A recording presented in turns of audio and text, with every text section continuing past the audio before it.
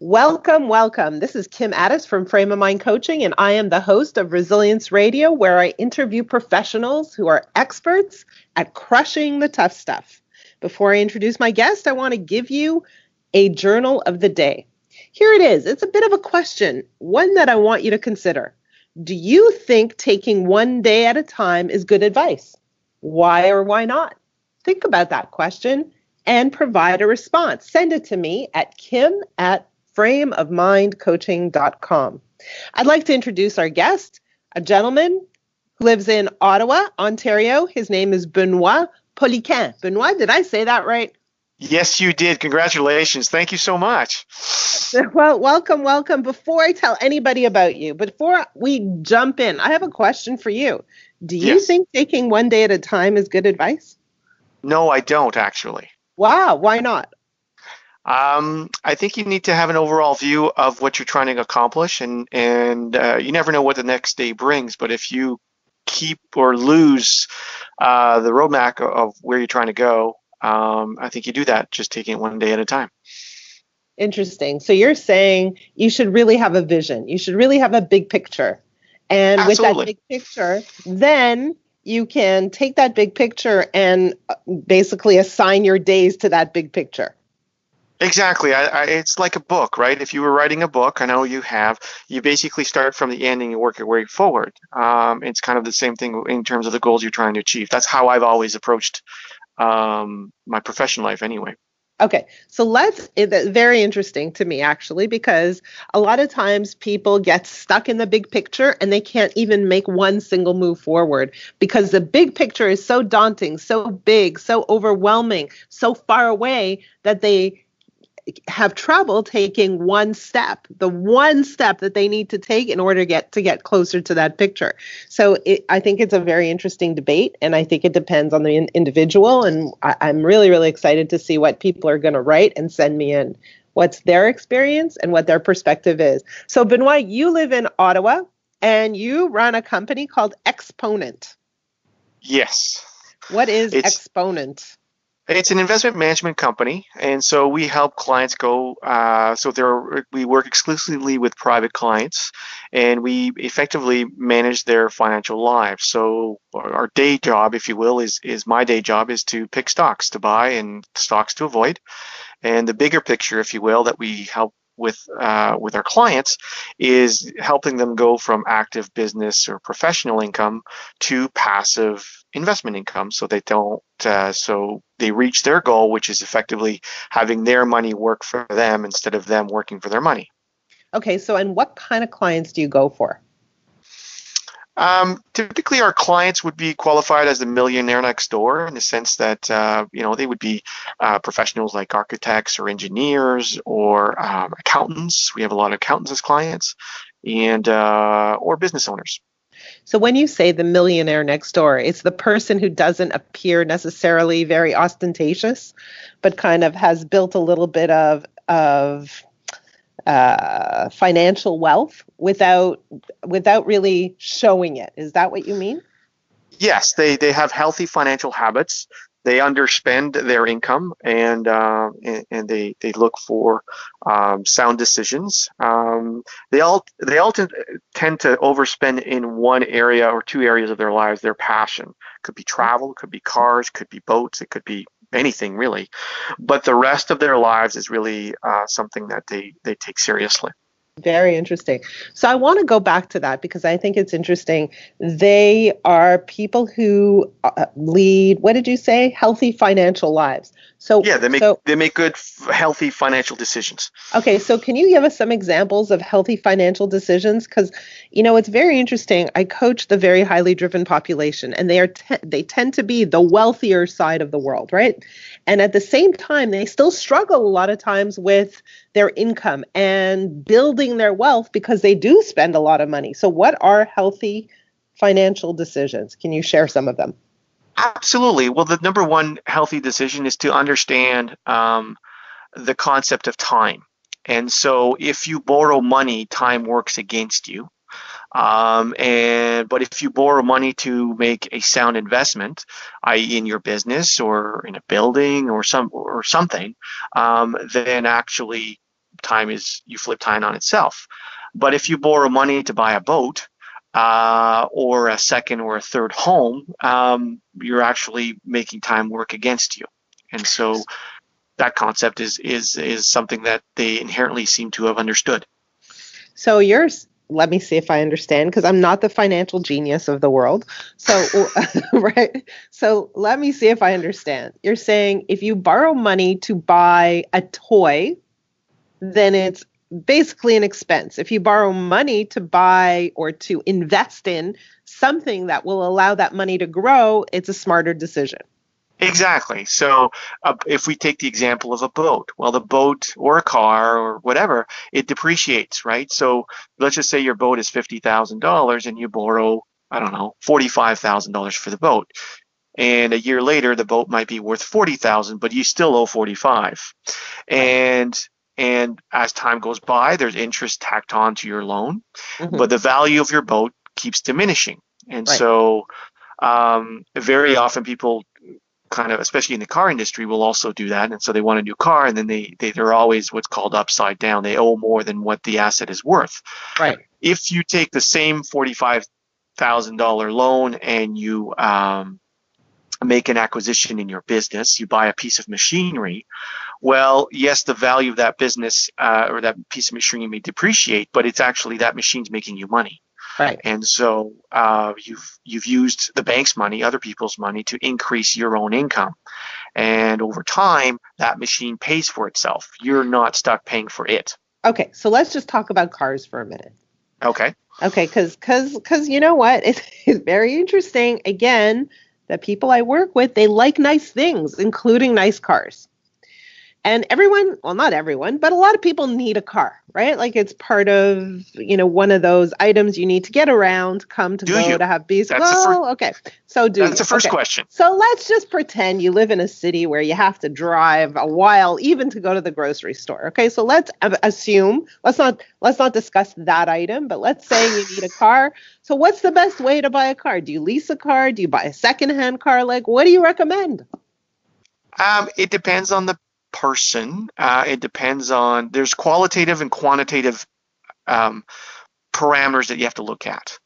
So lease versus buy is probably the first question. I personally prefer leasing because I'm a business owner, and so each dollar I take out of my company, anyway, in Canada, is a dollar less that I can make money within the company. And two, I pay probably around 45% of every dollar that I take out. I have to give that to to the Crown, to the tax authorities. So if I use, I drive a Honda Accord, something pretty basic. I use Honda's money through a lease program, and they don't charge me a whole lot for that lease.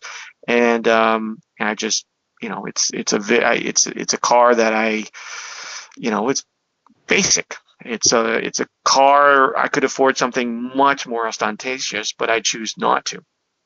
So do you recommend that in terms of building wealth, that we really consider where we're spending our money and ask ourselves, hey, do we need that big fancy thing? Or do you think, hey, we live once, like life has luxury to offer us. Why not tap into that? Like, what's your philosophy?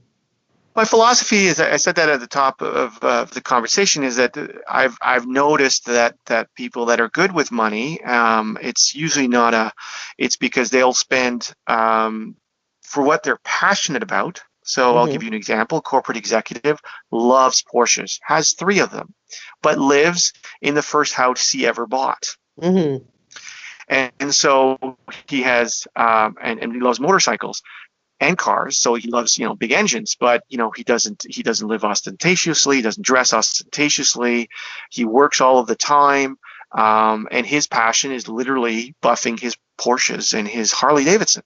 So in other areas of his life, like housing or travel or clothing or whatever, it's very understated, and so overall, he underspends. He doesn't feel that he goes without because he gets to spend the money that he wants on the passions that he has. So you're saying use your money in ways that fuel your passion, your excitement, your interests. Don't just spend on everything just because. Exactly. So if you're, I'll give you an example. My wife loves clothes. She's, a sharp dresser, and she's, when we had no money, she still reserved, time and money for that. But she doesn't care what kind of car she drives. She doesn't care what the neighbors think of our house. But for her, clothing, it's not about, what people think of her clothing. It's about that she truly loves fashion. That's her passion. Hmm. And so it's a terrible investment, but she makes up for it in other ways. She brings her own lunch to work. All Right. of these different things. So she doesn't feel that she's But is it a necessarily. terrible investment to feel good? Is that because it sounds like she not only loves fashion, she loves feeling good. She loves to look at herself in the mirror and say, "Man, I look sharp today." Is that a bad idea? It's not a bad idea, but most people with success, and Kim, correct me if I'm wrong, most of the very financially successful people hold out feeling good to feel great. Mm. And so your passion is your passion, but does it really matter at the end of the day? Will your 10 or 12-year-old child notice the difference between a 5-year-old Honda Accord and a $80,000 Mercedes Benz? Like, do they So, care? so I think No. this is an important conversation, and I want to kind of pause for a minute. And I love this conversation, so thank you for having it with me. So, do super wealthy people hold out on feeling good in order to feel great? It's such an important question. And so, if they hold out theoretically on feeling good, that means they only feel so-so. And can you get to feeling great from feeling so-so? In the coaching world, it's really hard to do.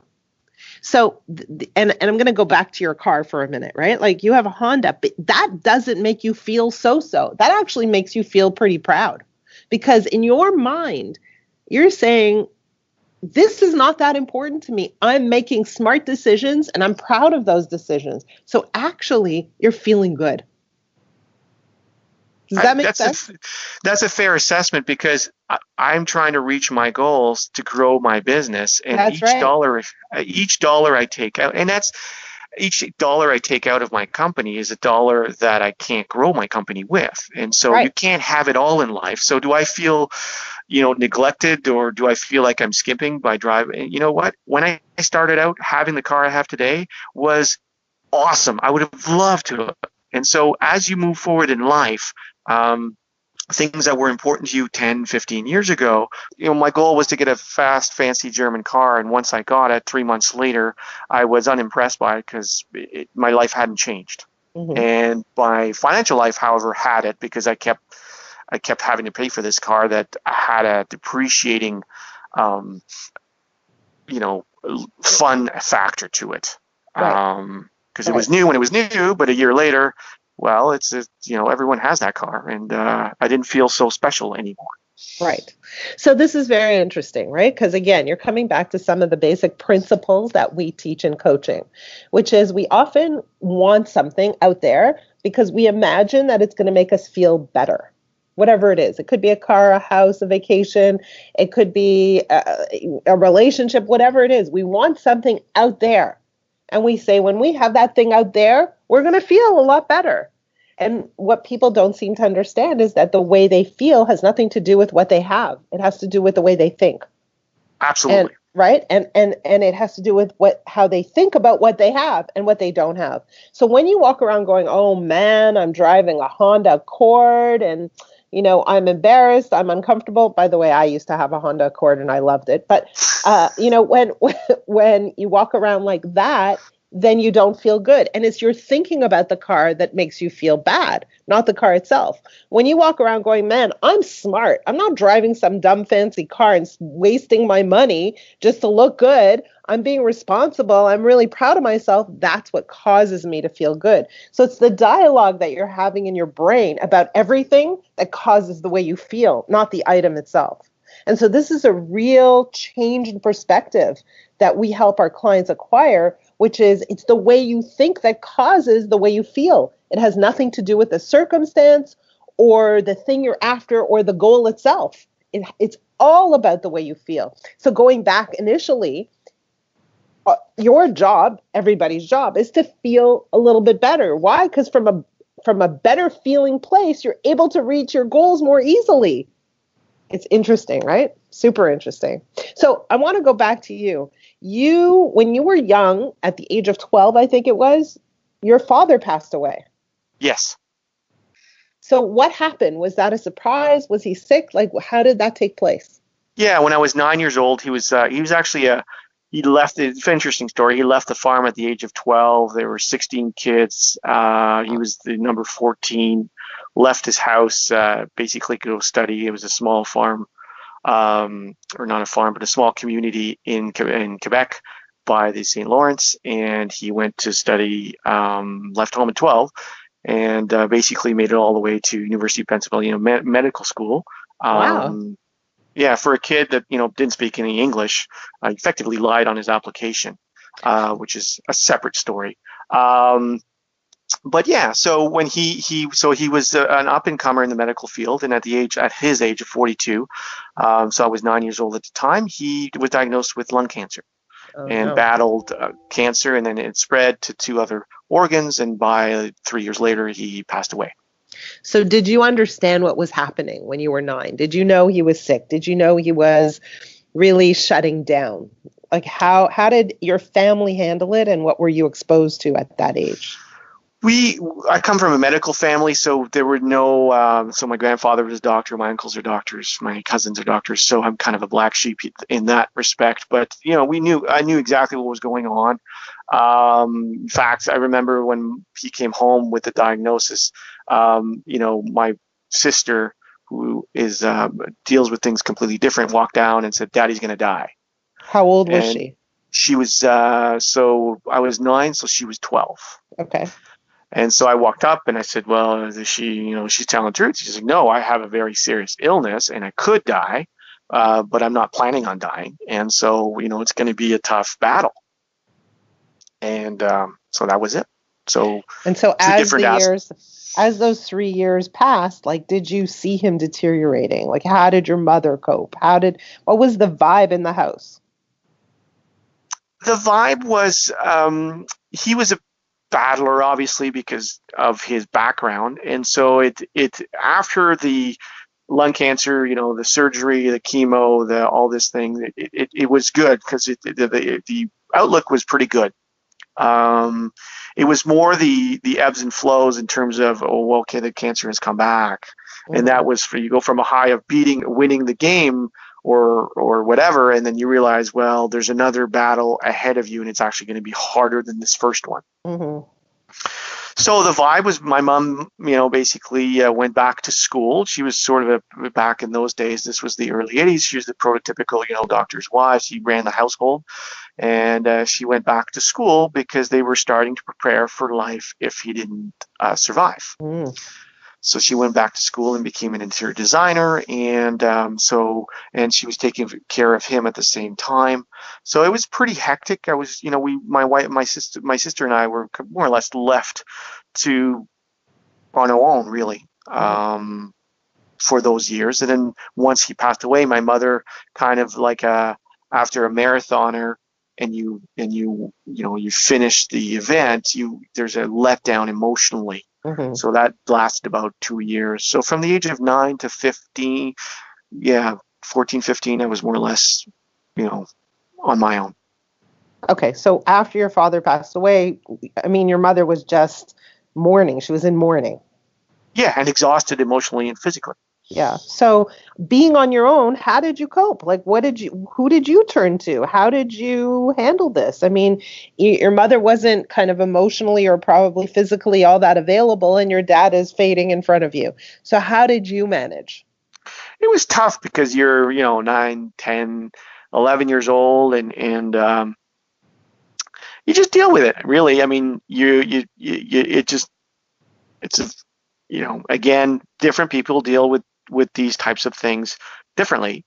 And I just, I guess I took it one day at a time back then. I mean, that's all that you can do Mhm. when you're going through an ordeal like that, because Mhm. you're just trying to get through it. Yeah. So how I dealt with it, I made a decision fairly early, because we went from a life of, I would say, privilege. My father was did well financially. We had, country clubs, holidays in Maine. And then when he died, all of that disappeared, and my mother worked 6 days a week. So I realized, so I tasted, financial comfort and not discomfort, but a certain worry. And I realized right then and there that I liked my life before than after. So I made a decision right then and there that I was going to be financially successful. Mm-hmm. And So, that's how I coped with it. So every decision thereafter was really towards that goal. And I was 12 years old when I made that decision. so do you think that was the major, like that decision was the major outcome of that experience, or do you think there was another impact? Are you still impacted by that? I imagine, that would leave a profound mark.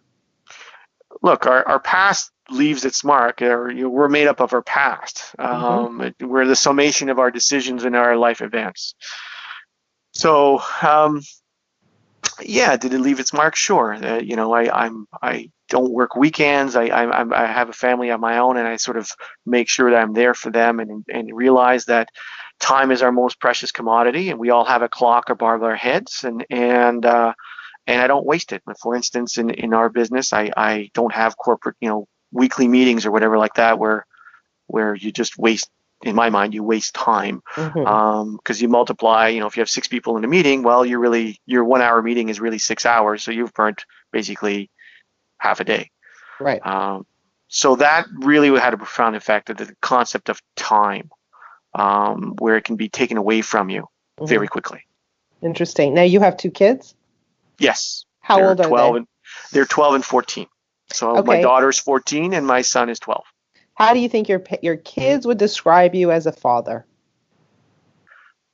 I have no idea. I mean, they you'd have to ask them. I mean, I like to think I'm patient, and I like to think I'm present. I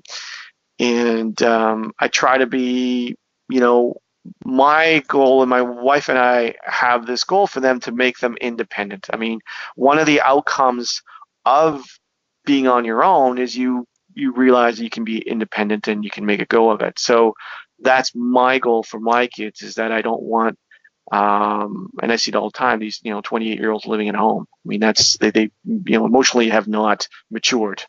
So we do a lot of things to teach them how to make good decisions. Give me an example. Okay, well, most recent example would be the famous electronics, right? The iPads, the phones, all these things. Yeah. And it's always a struggle. Ideally, you want 0. You can't expect that. So we limit it to 1 hour a day, and they're good about it. And then if they want more, we say, well, for each extra hour you want on your phone or your tablet, you've got to read for an hour. And so they make the decision. Some days, they're too tired, and they don't want to read, or they can't read, or they're out of time. So it actually cuts the electronics time. And other days, on a Saturday and it's raining, if they want to spend 3 hours on their phone or their electronics or video games, whatever, they got to read for 3 hours. So it's that trade-off that they manage it themselves. And they're willing to abide by this agreement.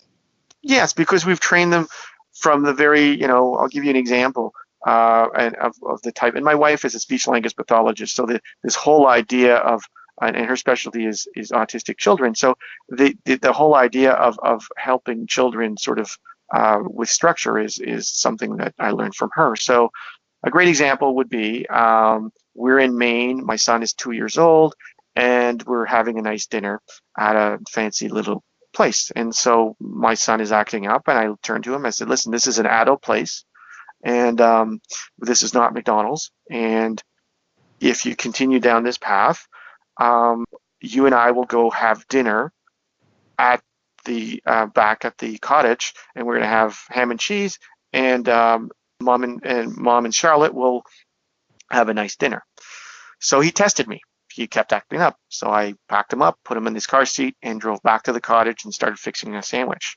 And he didn't scream or do anything, but he basically knew that I explained what the outcome was going to be, and if he chose that path, that was his decision, but he had to live with the consequences.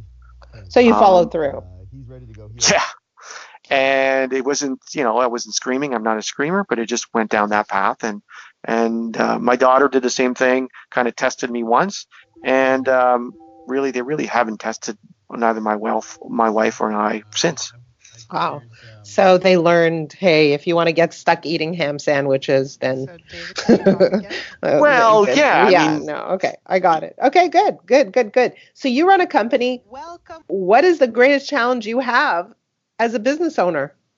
it's human resources. My background is really math and trading stocks and accounting, and so the people perspective is always my biggest challenge because how to get people motivated, how to get them to stay motivated, um, and how to get them to reach their highest potential when more often than not they're their own worst enemy. So what do you do to handle that currently? I would say it's my biggest challenge. I talk to them. I have a chat with them, and Hmm. um, probably my biggest weakness is I let things go too much because I try to be patient with everyone, Right. um, and that's my biggest challenge. Um, I try to get my way without conflict. I really don't do well with conflict, and Hmm. so when you stand up for what you believe in, conflict sometimes ensues, and that's a bit of a challenge. So it's very interesting, again, because we coach a lot of leaders like you who don't like conflict. Like that's a very common theme for a lot of leaders. And so what happens is they allow problems, tensions to actually fester, and then it escalates, right? It becomes worse. So it's a very common theme. And what they do is they suffer in silence, or they internally they feel that tension and nobody necessarily knows about it, right? So it's in the air, but nobody understands why. So very, very Absolutely. interesting, right? Yeah, you can relate to that. Okay, so as we round the corner of this interview, you have a coach on the line. Is there a question you have for this coach? Yeah, my question for this coach would be when you have a high achiever that may not follow all of the cultural aspects of your business or organization that you're trying to put together for the long term, but you have this very high achiever. Um, how do you manage that high achiever that's difficult to manage? Well, yeah, it's a great question. In fact, it's a question that comes up very, very often. So, what I would like to do is say, so what does he do that makes him a high achiever? What are the actions he takes? What is the thinking that he has? What causes him to be a high achiever? And really understand that. And I want to also understand the gap between his behaviors, his actions, his thinking, and the culture you want to create, and why that causes a problem for you, right? Because you're the one who's having the problem. He's out there performing, but clearly it's causing an issue. So I want to understand the real source of the issue. And then I want to say, hey, let's look at your thinking around culture. Let's look at your thinking around this guy and his performance and his behavior and where that causes a problem. And so I always want to start with let's look at you as the leader and see why you feel that friction. And then if we get to a place where, hey, this guy really clashes with my fundamental values, even though he's a high performer, I would say to you that there's a cost that is far more significant than the income or revenue he's bringing in. But I don't get there right away. I don't just make an assumption that his behavior actually clashes with your values. I want to really see if that's true. I want to see if you're interpreting his behavior in a way that doesn't serve you or him or the company. And I want to see how that unfolds. So, I don't jump to conclusions immediately because the way a leader thinks will impact the rest of the team. And so if you take this guy and say, yeah, he's performing well, but I don't like what he's doing and I don't know why he's doing it. To me, what I want to do is look at how you see this guy and how your vision of him actually may interfere with him being the leader in the company that you want him to be. So I look at your leadership first. Okay. Does that Okay. make sense? It does, very much so. So first we look at how you are leading him, and then we look at how his behaviors might clash with the culture, right? So it's a two-part approach because you are the ultimate leader, you're at the top. And so how are you dealing with him? We want to look at that first and then look at where he may not be a fit or where we can address him in a ways that turn him into a fit, right? Right. Yeah. So, and if you look at your children, right? Sometimes your children behave in ways that completely clash with your values because your children are just trying to figure it out. They're just trying to do what they do. And so the way we react to their behavior will determine what happens next. So we want to start with that. We want to start with, how do you react? How do you respond? What are you doing to nurture this behavior or redirect this behavior? Like, how are you performing as a leader in the face of this character? Just like, how are you in the face of your child doing what your child is doing? Make sense? It absolutely does. Same concept. Okay, well, thank you so much for spending this time with me. I think, you know what, very interesting conversation, because one of the things you really brought up was this issue of time and how it affects everything. Time and how we invest our money and how it affects that. Time and how we spend our time and the quality of our lives. And I think that's a big issue, and need to look at it very, very closely. So thank you so much for sharing your story with us. And I think our audience is going to love it. Thank you very much for having me.